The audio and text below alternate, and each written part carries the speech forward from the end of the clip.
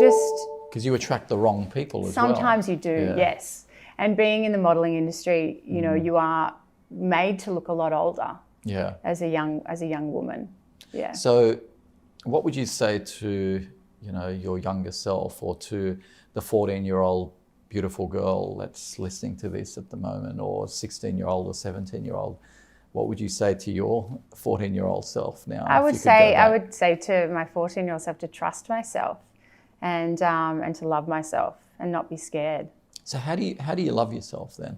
Well, I think it's the daily things that you do. I mean, being a good person, caring about people, having integrity, you know, being able to look into the mirror and know that you've done the right thing is very important. I was going to say, you mentioned the things you do daily. So what does your daily routine look like? And has it changed over the years? And what can you share with people about the best daily routine? You know? I'm very regimented in my routine. Yeah, I love that. So I wake up very early because I have 3 children, and once the day starts, it's extremely busy. So I wake very early and I meditate, and then after I meditate, I set my intentions for the day and do my gratitude, and then I get all of the kids ready for school, and then I walk for between 7 and 10 kilometres every morning. And I make sure I get into nature.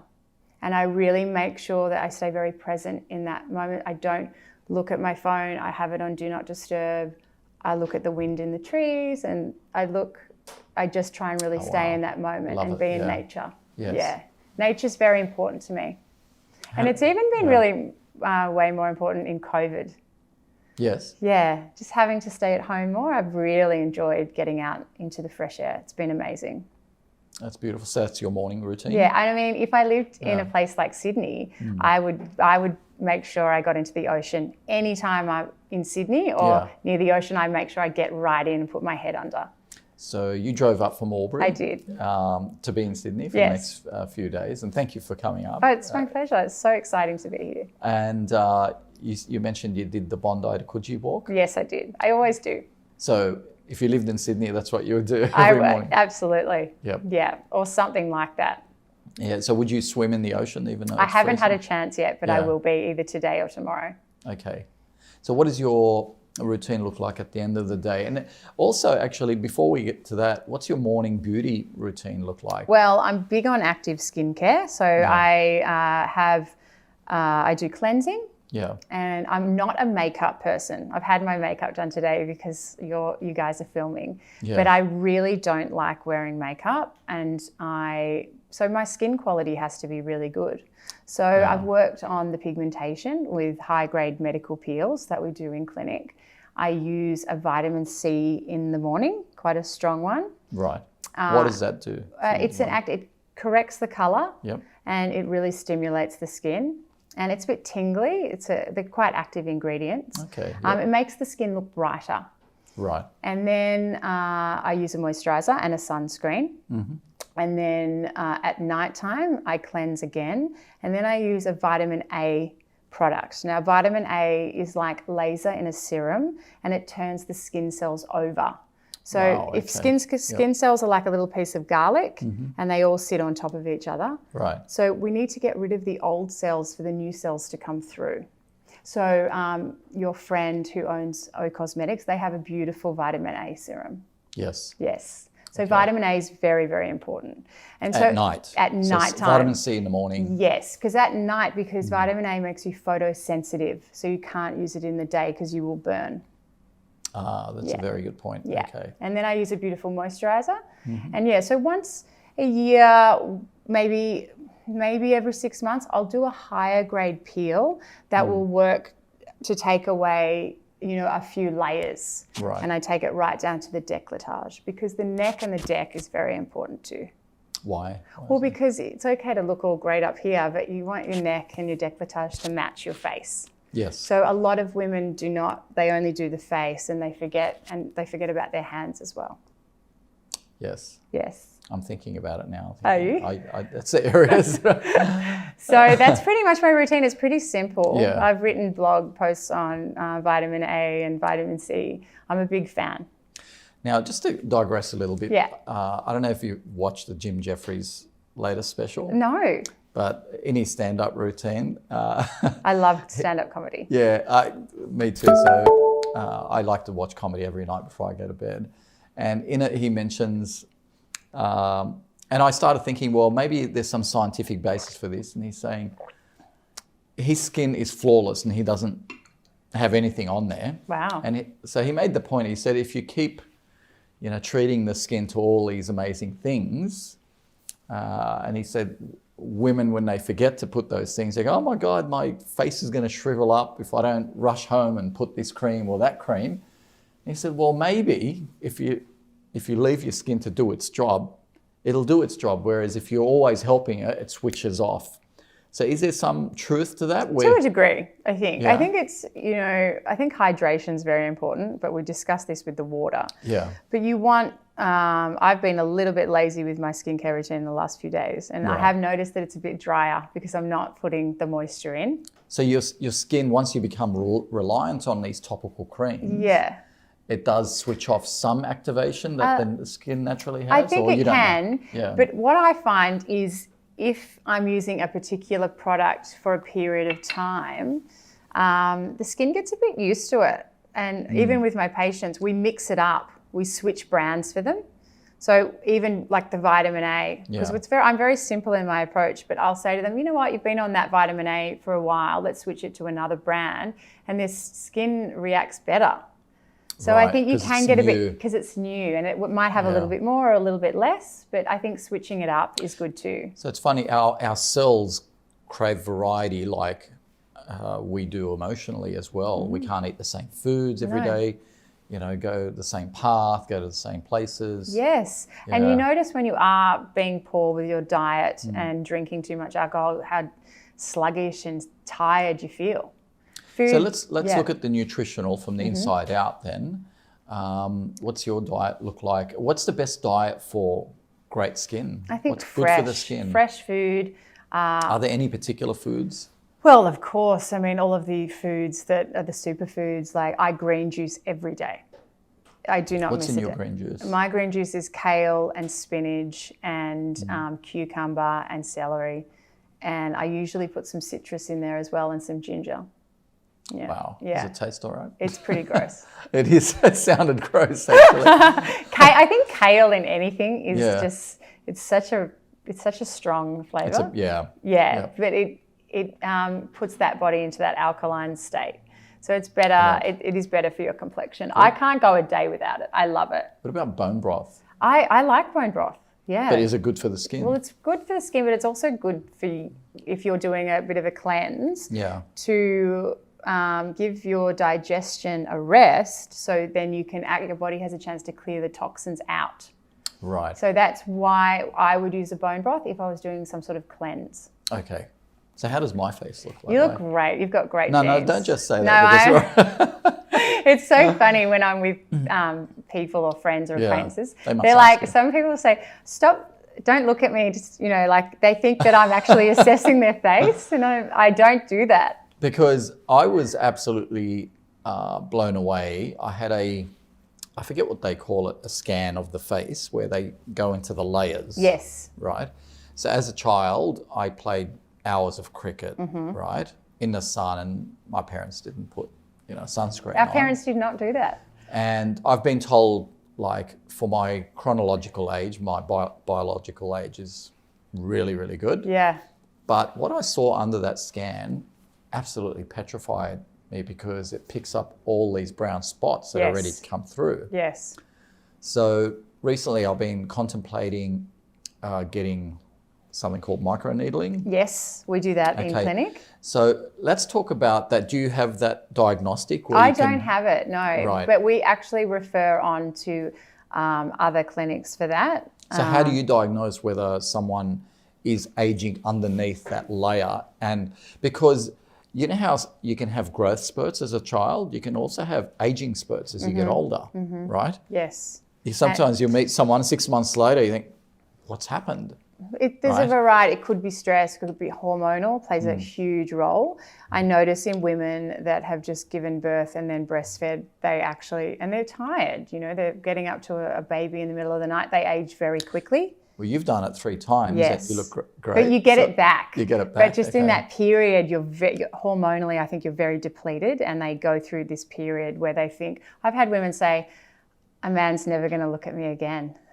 You know, Really, they were quite attractive and empowered, and after the birth and the breastfeeding and the late nights, they feel that they've just lost it forever. So can you reverse aging, Yes. face aging? Or you can slow it down for sure.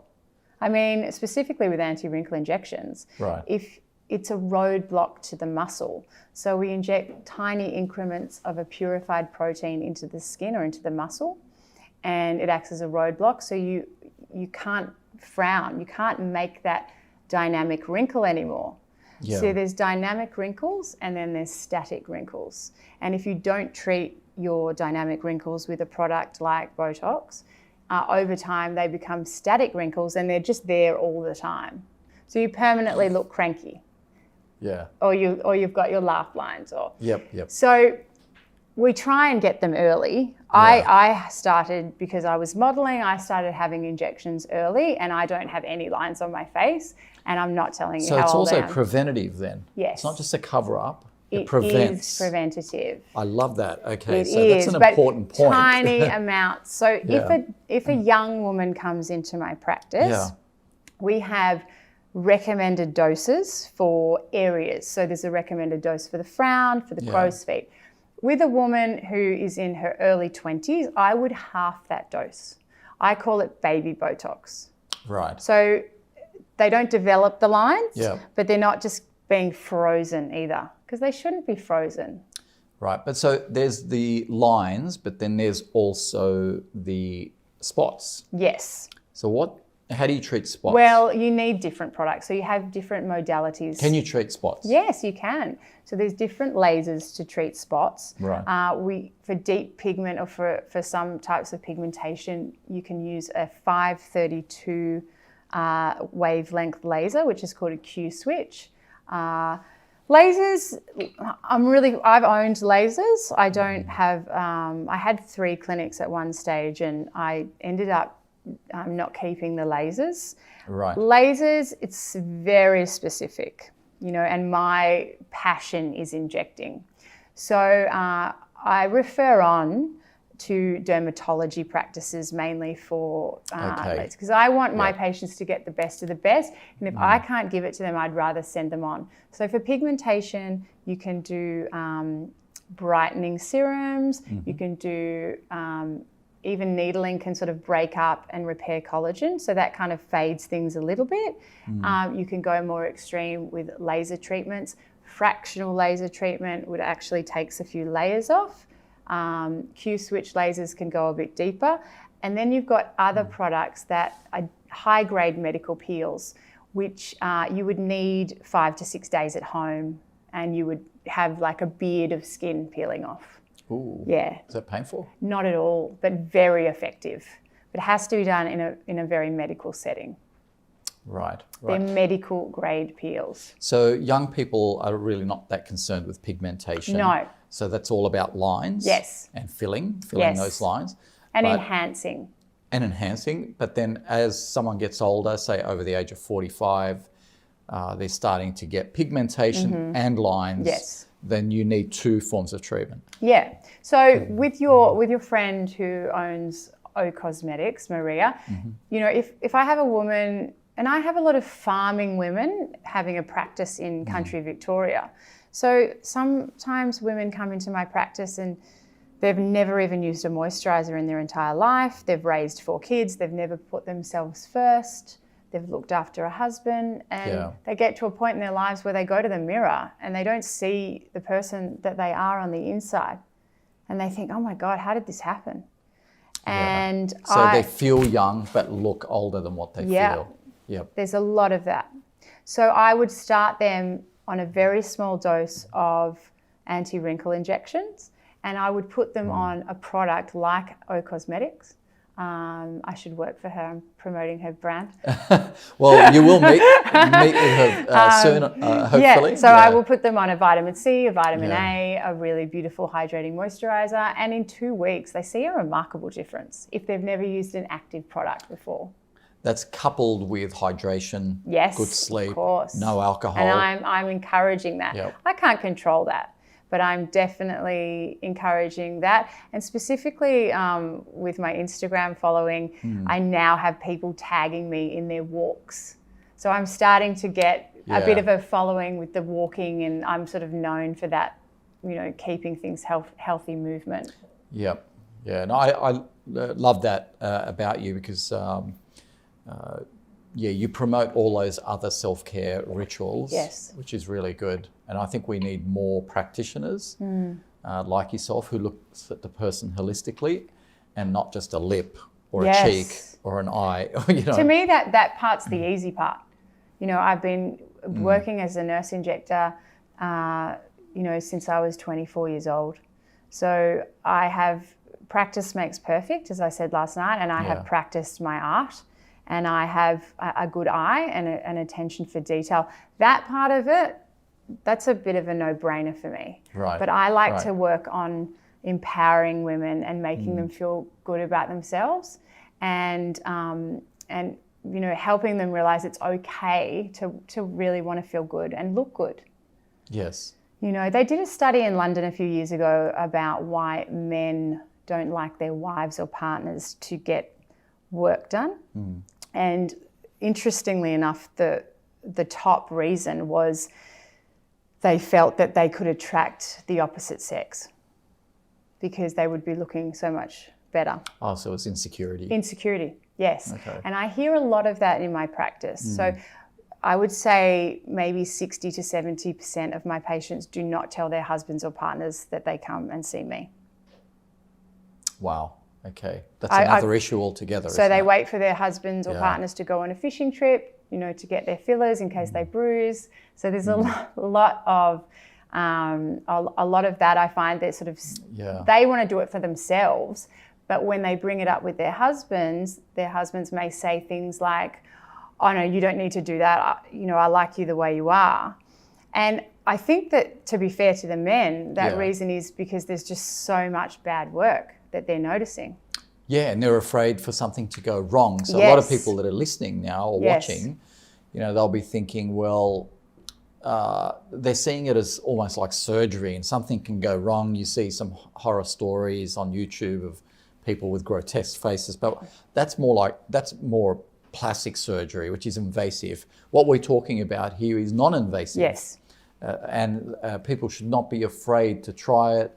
And if it makes them look better, and then consequently they start feeling better about themselves, then it builds confidence, and then suddenly all parts of their life starts turning around. Yes. They're more comfortable in their skin around their friends. They're better at work because they feel more confident.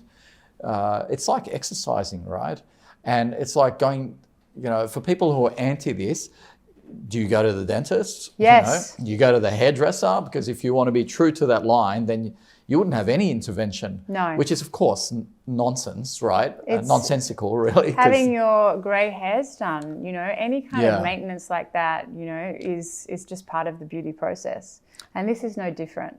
Yeah, I love that, because it is not just about, slowing down aging, but giving you the chance to adapt emotionally to that process. Because it can really floor someone when they if they go through a period of 6 months of stress or hormone imbalance, absolutely. and it accelerates their age, then suddenly they're caught in this negative loop where they feel bad, look bad, feel bad, look bad, and it accelerates their aging. So if intervention like this, which is non-invasive, can it's like the reset button and say, hey, remember, you are beautiful, right? You are going to age, but you want to age as slow as possible. Yes. So your age, if you like, your physical age then is as slow as your mental age, because we live in an era now where people don't feel their age. No. But they look their age. Yes. And we need to slow the look down so the feelings and the physical appearance grow older together. Does that make sense? Yeah. It does. And I think for me, because I had such a strong background in plastic surgery. And I mean, when I got that dream job, I mean, Dr. Brian Mendelsohn is a world-renowned plastic surgeon. Yes. So he is sort of the godfather of the lower facelift, so to speak. So when I worked there, I was quite shocked that it was really all walks of life having these very invasive procedures, which is a facelift or a rhinoplasty or an upper lid surgery. What shocked me the most, though, I think, was women who had been through significant grief and trauma. Right. Burying a child, or having, one of their child, is killed in a car accident, or and coming in, and but the aging process from something so life changing, and then them coming in, and then we would follow them over the year, because when someone has something like that, we meet them at that first appointment and we take all of their preoperative photographs. But there's so many. We follow them basically for 12 months post, and we really get to know them. And it really showed me not to judge people for wanting to make themselves feel better and look better. Absolutely. So really the approach to this is all about aging, I guess, and the parallels with beauty. And I guess the approach is multifactorial, isn't it? It's psychology. It can be hypnotherapy as well, because if you've suffered a trauma, I recently tried hypnotherapy for an injury that just wasn't recovering. Yes. And there's physical trauma as well when you get injured, and hypnotherapy was a game changer. It was incredible. And we've had Lynn McPherson on this show as well, who's in the top 3 hypnotherapists. What you just said reminded me of the advice that we should be giving people is also, look at any emotional traumas that you've had. And sometimes people have had emotional traumas that they think, well, this shouldn't be a trauma. I don't know why this has impacted me so much. It doesn't impact Fred or Sally, but so I must be, highly sensitive, get over it. Yes. But one person's, for one event could be a trauma for one person, another person just brushes it off. Exactly. So if it's a trauma to you, then it's a trauma to you, and you need to get it, looked at, in consultation with, multiple approaches. Absolutely. So skin, yes, diet, psychology, hypnotherapy, and you owe it to yourself really to try everything and never, ever, ever quit on yourself. No, that's right. Yeah. And be your own best friend. Yeah, absolutely. I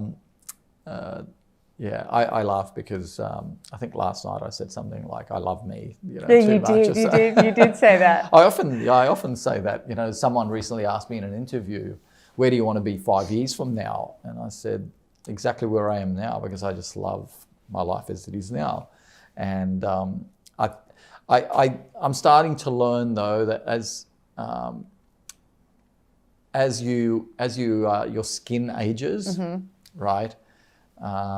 That this is an area you need to look at. Yes. You can't ignore. No. Because it can sneak up on you. Yeah. And it's something that people should take seriously and take preemptive measures. So, go get your skin analysed by, a beautician. And we talked about that with Maria from O Cosmetics.